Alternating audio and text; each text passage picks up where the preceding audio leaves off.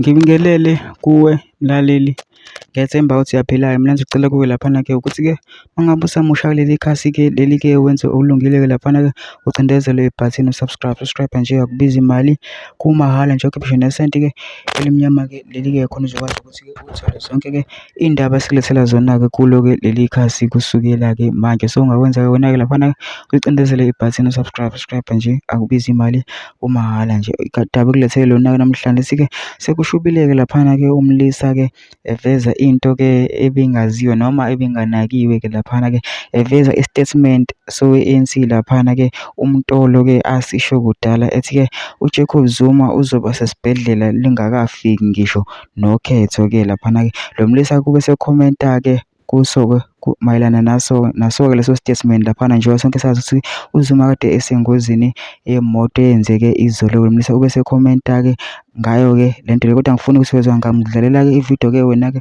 uyizwele wena ngawakho amadlebe. Manje sekucela kuwe-ke mina ukuthi masuzile-ke le video-ke ungene ema-comment section futhi ubhale ngalo-ke lolu daba-ke lolu-ke masicindezela nebhathini subscribe akubizi imali, kumahhala nje, kusho nesenti-ke elimnyama-ke leli-ke nayo-ke le clip-ke awuyithokozele.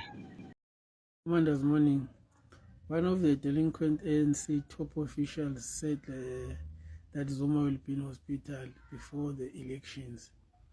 And yesterday, imoto ivele yaqhamuka out of nowhere yazogudluza imoto kaMsholozi ku-convoy. Yakhetha nje imoto kaMsholozi.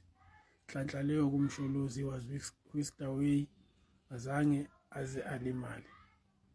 So kuzomele ukuthi ngempela uMsholozi aqashwe agadwe ngoba labantu laba babhizi laba.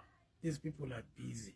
They don't have other plans because they are politically bankrupt, and they are devoted in looting and making sure that Tina, as the ordinary people of this country, don't get to enjoy freedom as much as they are doing.